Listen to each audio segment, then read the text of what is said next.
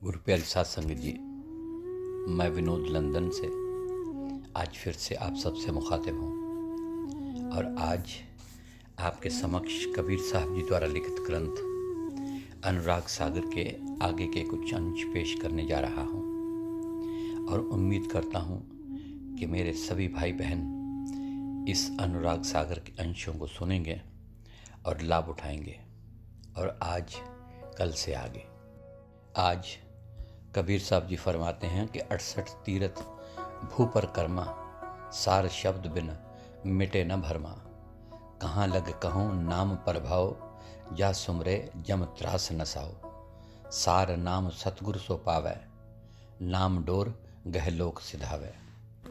इस संसार के 368 तीर्थों में से 68 तीर्थ हिंदुस्तान में ही हैं। इन सब तीर्थों के दर्शन करके और पृथ्वी की परिक्रमा करने के बावजूद भी सार शब्द के बिना जन्म मरण का चक्कर खत्म नहीं होता। तो हे धर्मदास, उस नाम के प्रभाव का वर्णन मैं कहाँ तक करूं। एक बात और बताता हूं कि अगर इस सार शब्द का सुमरण किया जाए तो यमदूतों का भय नहीं रहता। इस सार शब्द का दाता सिर्फ और सिर्फ सतगुरु ही है। वह स्वयं परमात्मा होता है, उसमें ही नाम देने की ताकत होती है। वह सार शब्द इस देश से अनामी तक ले जाने वाली डोर है, जिसका एक सिरा अनामी देश के साथ बंधा हुआ होता है और दूसरा सिरा गुरु के हाथ में। गुरु और परमात्मा एक दूसरे से जुड़े हुए हैं, वे आपस में अभेद हैं। जो गुरु से नाम लेता है वह गुरु के साथ मिल जाता है और आगे गुरु परमात्मा के साथ मिला हुआ होता है। परमात्मा गुरु का दोस्त है और अगर गुरु को ही हमने अपना दोस्त बना लिया तो उसके द्वारा हमारी भी आत्मा परमात्मा के साथ दोस्ती कर लेती है और हम भी परमात्मा के साथ मिल सकते हैं। आगे फरमाते हैं कि धर्मराय ताको सिर नावै, जो हंसा निहतत्व समावै। सार शब्द विदेह स्वरूपा, ने अक्षर वही रूप अनूपा। तत्व प्रकृति भाव सब देहा, सार शब्द निज तत्व विदेहा। आगे फरमाते हैं कि हे धर्मदास, आगे और सुनो। जो भी जीव हंस बनकर उस तत्व के साथ मिलकर उसका रूप हो जाता है, उस जीव को धर्मदास भी सिर झुकाकर प्रणाम करता है। सार शब्द की कोई देह नहीं, कोई रंग नहीं, कोई रूप नहीं। जैसे शीशे में देखने से हमें अपना ही रूप नजर आता है, परंतु हाथ लगाने से वहाँ कोई आकार महसूस नहीं होता। ठीक इसी प्रकार हम अपने अंदर विदेह सार शब्द के दर्शन कर सकते हैं। हमारी देह 5 तत्व मिट्टी, पानी, आग, हवा और आकाश से बनी हुई है, परंतु वह शब्द इस देह से रहित है। कहन सुनन को शब्द चौधारा, सार शब्द सो जीव उबारा। पुरुष सुनाम सार परवाना, सुमरन पुरुष सार सहदाना। बिन रसना के जाप समाई, तासों काल रहे सिरनाई। कबीर साहब जी धर्मदास को सार शब्द के संबंध में व्याख्या करते हुए फरमाते हैं कि कहने सुनने के लिए वह सार शब्द देह धारण करके इस संसार में आता है और जीवों का भला करता है। सतगुरु उस पुरुष का दिया हुआ परवाना लेकर आता है। नाम के सुमरन द्वारा हमारी सतपुरुष से पहचान करवाता है कि वह कैसा है और कहाँ रहता है।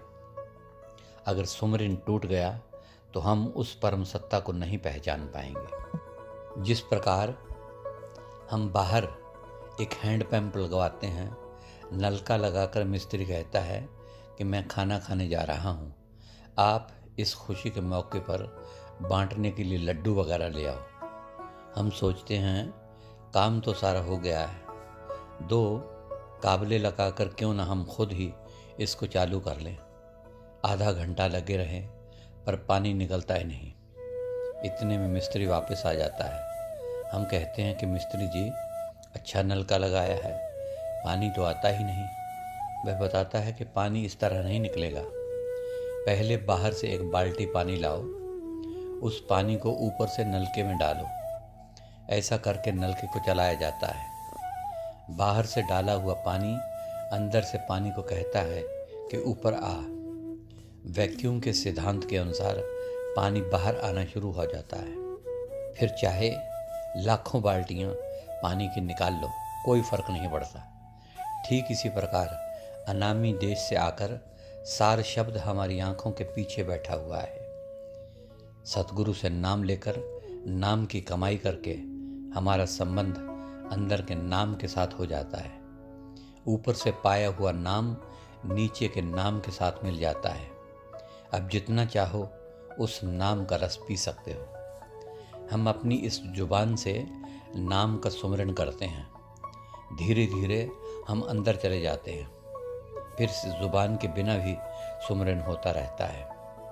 अंदर से एक दूसरे हाथ पैर मिल जाते हैं। जीव आगे बढ़ता हुआ काल के दरवाजे पर पहुंचता है तो वह इसको सलाम करके कहता है कि मेरे सिर पर पैर रखकर निकल जाओ। छंद। जाप अजप्पा होए सहज तुन, पुरुष गुर कम धारिये। मन पवन थिर कर शब्द निरखो, कर्म मन मत मारिये। होत धुन रसना बिन, कर माल बिन निर्बारिये। शब्द सार विदेह निरखत, अमर लोक सिधारिये। बिना जपे अपने आप जाप शुरू हो जाता है। सहज रूप में धुन सुनाई देती है। इस तरह आगे बढ़ता हुआ जीव शिखर तक पहुंच जाता है। जीव मन की मत त्याग देता है। अब दुनिया की चीज़ों की परवाह भी नहीं करता। उस जाप को करने के लिए हाथ में माला की पकड़ने की ज़रूरत नहीं। यह जाप बिना जुबान के लगातार अंदर चलता रहता है। वहाँ अपने आप धुन हो रही है। इस धुन को सुनते हुए जीव उस विदेह सार शब्द को पकड़कर अमरलोक अनामी देश में पहुंच जाता है, जहाँ न मरना है और न ही जन्म लेना है। सोरठा। शोभा अगम अपार कोट, भानु सस रोम एक। षोडश रवि चटकार एक, हंस उजियार तन। कबीर साहब जी फरमाते हैं कि हे धर्मदास, उस अनामी देश में पहुंचकर जब जीव सत्पुरुष के दर्शन करता है तब वह देखता है कि उसके एक एक रोम की रोशनी का मुकाबला करोड़ करोड़ सूरज और करोड़ करोड़ चंद्रमा भी नहीं कर सकते। उसकी शोभा अपरंपार है। वहाँ जाकर आत्मा का प्रकाश 16 सूरजों के बराबर हो जाता है। आद रचना। धर्मदास वचन। चौपाई। हे प्रभ तव चरण बलिहारी, किए सुखी सब कष्ट निवारी। चक्षुहीन जिम पावे नैना, तिम मोहे हरख सुनत तुम बैना। अब धनी धर्मदास कबीर साहब के चरणों में अर्ज करता है कि हे प्रभु, मैं आपके चरणों पर बलिहारी जाता हूँ। आपने सारी दुनिया के दुख को दूर करके जीवों को सुख और शांति दी है। जैसे कोई अंधा व्यक्ति आँखों को प्राप्त करके प्रसन्न हो जाता है, उसी प्रकार मुझे भी आपके मनमोहक वचन सुनकर प्रसन्नता हुई है। लोकदीप मोह वर्ण सुनावो, त्रिखावंत को अमी चखावो। कौने दीप हंसन को बासा, कौने दीप पुरुष रहे बासा। भोजन कौन हंस तह करही, औ वाणी पुन कौन उचरही। अब धनी धर्मदास कबीर साहब से नम्रतापूर्वक फिर से विनती करता है कि हे दीनदयाल, मुझे उस अनामी देश के बारे में बताओ कि जहाँ से आप इस लोक में आए हो। मैं उस ज्ञान को प्राप्त करना चाहता हूँ और कृपा करके वह ज्ञान रूपी अमृत मुझे भी पिलाइए। और मेरी विनती है कि मुझे बताओ कि वह हंसों का देश कौन सा है, पुरुष का निवास किस देश में है, उस देश में हंस कौन सा भोजन खाते हैं और कौन सी वाणी बोलते हैं। धनी धर्मदास जी आगे कबीर साहब जी से सवाल करते हैं कि कैसे पुरुष लोक रच राखा, दीपह कर कैसे अभिलाखा। तीन लोक की उत्पत भाखो, वर्ण हो सफल गोय न राखो। कालन रंजन कह विद भाऊ, कैसे षोडश सुत नरमऊ। हे प्रभु, कृपा करके मुझे बताओ कि उस पुरुष ने सत्यलोक सचखंड को किस तरह बनाया है और दीपों को किस प्रकार बनाया है। आकाशलोक पाताल लोक और मृत्यु लोक की रचना किस प्रकार की गई है। कृपा करके मुझे ये सब कुछ खोल खोल कर समझाओ और हाथ जोड़कर आपसे प्रार्थना करता हूँ कि कुछ भी मुझसे छिपा कर न रखो। 3 लोक का कर्ता काल निरंजन कैसे बना गया, इसने किस तरह राज्य करना शुरू किया, 16 पुत्र किस प्रकार बने। आगे फिर धनी धर्मदास कबीर साहब जी से सवाल करते हैं कि कैसे 4 खान विस्तारी, कैसे जीव काल वसडारी, कैसे शेष कुरुम उपराजा, कैसे मीन बराह को साजा, त्रियदेव कौन विद भऊ, कैसे मही आकाश निर्मऊ। धनी धर्मदास कबीर साहब जी से पूछते हैं कि मुझे कृपा करके बताओ कि 4 खानियाँ किस तरह बनी, इन चारों खानियों को काल के जाल में किस तरह फंसाया गया, कच्छप अवतार और शेषा अवतार किस तरह हुए, मत्स्य और वराह अवतार किस प्रकार हुए, 3 देवता किस प्रकार बने, आकाश और धरती किस प्रकार बने। इससे आगे धनी धर्मदास फिर आगे सवाल करते हैं कि सूरज चंद कहो कैसे भव, कैसे तारागण सब ठयो, किह विद भई शरीर की रचना, भाखो सो साहिब उत्पत बचना। धनी धर्मदास कबीर से और सवाल पूछता है कि चांद और सूरज को किस प्रकार बनाया गया और रात को आकाश की सुंदरता बढ़ाने वाला तारामंडल किस तरह बनाया गया और 84 लाख योनियों में पाए जाने वाले अलग अलग शरीर किस तरह बनाए गए। मेरी समझ में कुछ भी नहीं आता, तो हे प्रभु, आप ही अपने पवित्र वचनों द्वारा मुझे इस सारी उत्पत्ति के बारे में बताने का कृपा करें। छंद। आद उत्पत्ति कहो सतगुरु, कृपा कर निज दास को, वचन सुधा सुप्रकाश कीजिए, नास होए जम त्रास को।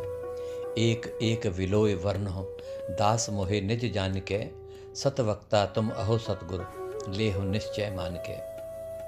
धनी धर्मदास कबीर साहब जी के चरणों में प्रार्थना कर रहे हैं कि हे मेरे सतगुरु, आप इस दास पर कृपा करके उत्पत्ति के बारे में शुरू से लेकर विस्तार पूर्वक बताइए। इस रचना को चलाने वाला कौन है, ये सारा भेद मुझे खोलकर बताइए, ताकि मेरे मन में जो यमराज का डर है वह दूर हो जाए। मेरे प्यारे सतगुरु, अपना दास जानकर मुझे एक एक बात अच्छी तरह समझाइए, ताकि मेरे मन के सारे भ्रम दूर हो जाएं।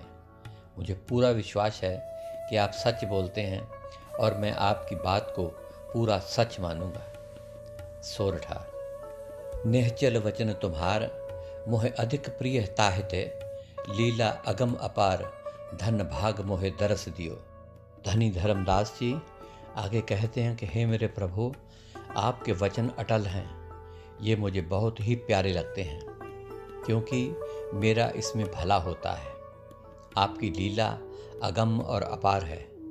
यह मेरे ऊंचे भाग्य हैं कि आपने मुझे दर्शन दिया और मुझे इस बात की अत्यंत खुशी है। कबीर वचन चौपाई। धर्मदास तुम अंश अंकुरी, मोह मिल्यो कीनो दुख दूरे, जस तुम कीन है मोसन नेहा, तज धन धाम सुत पित गेहा। कबीर साहब जी अति दया करके फरमाते हैं कि हे धर्मदास, तुम मेरे पिछले अंकुरी हो। तुम्हारा और मेरा संबंध पिछले कई जन्मों का है। तुमने मुझसे मिलकर अपने सारे दुख दूर कर लिए हैं। तुमने मुझसे बहुत प्यार किया है। जिस प्रकार तुमने मुझसे प्यार किया है, उसी प्रकार तुम अब अपना घर बार, पुत्र पुत्री आदि दुनिया की सारी चीज़ों का त्याग करके मेरी शरण में आ जाओ। आगे शिष्य जो असविध करहीं, गुरु चरणन चित निश्चय धरहीं। गुरु के वचन प्रीत उर धारे, तन मन धन सतगुर परवारे। कबीर साहब जी फरमाते हैं कि हे धर्मदास, भविष्य में भी जो भी शिष्य अपना तन मन धन सब कुछ त्याग कर सतगुरु के वचनों में दृढ़ विश्वास रखेगा और अपने मन को गुरु के चरणों में लगाएगा, वह जीव गुरु को अति प्यारा होगा और उस पर मालिक बहुत खुश होगा और उसे रास्ते में काल रोक नहीं सकेगा। कबीर साहब जी आगे फरमाते हैं कि जो जीव मुझे अधिक प्रिय होई, ताकह रोके सके नहीं कोई। जो जीव अपने सतगुरु का बहुत प्यारा होता है और उसके हुक्म में रहता है, उसे काल भगवान रास्ते में रोक नहीं सकता। कबीर साहब जी आगे फरमाते हैं कि शिष्य होए सर्वस नहीं वारै, हृदय कपट मुख प्रीत उचारै। सो जीव कैसे लोक सिधाई, बिन गुर मिले मोक्ष नहीं पाई।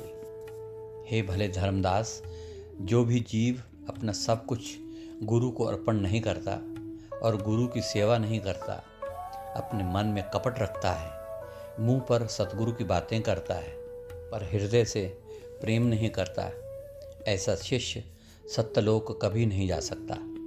बिना गुरु के मोक्ष प्राप्त नहीं होता।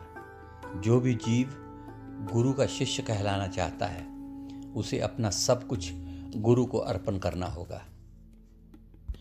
इस तरह जो भी मनुष्य दिखावे के लिए नाम लेता है और नाम लेकर नाम के महत्व को नहीं समझता, वह परमात्मा से कैसे मिल सकता है। सो हे धर्मदास, बिना गुरु की शरण में गए किसी को भी नाम नहीं मिल सकता और नाम के बिना मुक्ति नहीं मिल सकती। कबीर साहब जी आगे फरमाते हैं कि अब तुम सुनो आद की बाणी, भाखूं उत्पत प्रलय निशानी। तब की बात सुनो धर्मदासा, जब नहीं महे पताल आकाशा। तब नहीं हेत निरंजन माया, जिन जीवन को बांध झुलाया। कबीर साहब जी बड़े प्रेम से धर्मदास को बता रहे हैं कि तुमने उत्पत्ति के बारे में जो सवाल मुझसे पूछे हैं, मैं उनका सबका उत्तर दूंगा। उत्पत्ति का आरंभ भी बताऊंगा और प्रलय की निशानियां भी बताऊंगा।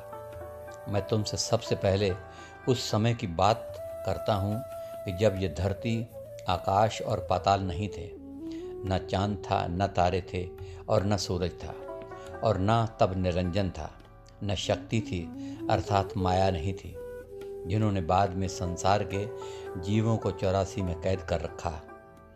मैं तुम्हें यह सब कुछ समझाता हूँ, तुम मेरी सारी बातें ध्यान से सुनो।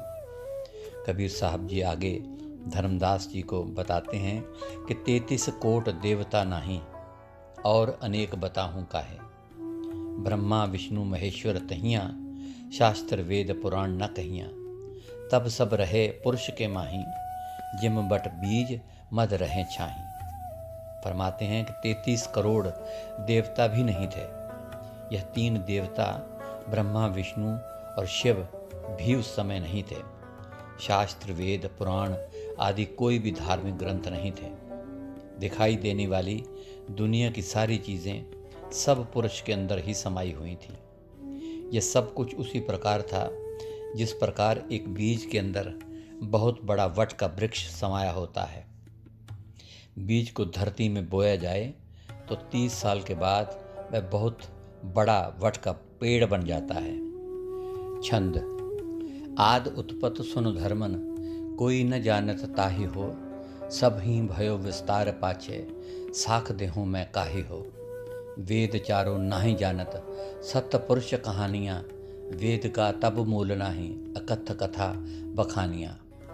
कबीर साहब जी फरमाते हैं कि हे धर्मदास, उत्पत्ति का आरंभ कब और किस तरह हुआ, इसको अब कोई नहीं जानता। तुम ध्यान से मेरी बात को सुनो। विष्णु, शिव और ब्रह्मा आदि का सारा विस्तार बाद में हुआ। शुरू में कुछ भी नहीं था। आरंभ समझाने के लिए मैं तुम्हें कौन सी मिसाल दूं? उस समय की सारी बातें समझाने के लिए किस चीज़ की गवाही दिलवाऊं? चारों वेद भी बाद में बने हैं। इनको भी सत्पुरुष की शक्ति के बारे में कुछ नहीं पता। यह तो अकथ कथा है। निरंजन के बाद वेद बने। निरंजन ने सोचा कि दुनिया के जीवों को उल्टे रास्ते पर किस तरह डालना है। फिर वह योगा अभ्यास करने लगा। सांस को खींचता है और छोड़ता है। सांस के छोड़ने के साथ वेदों का उच्चारण होता है। इस प्रकार वेदों का अस्तित्व का पता चलता है। इनको तो निरंजन के भेद का भी पता नहीं, तो वे पुरुष के बारे में क्या बताएंगे। सोरठा।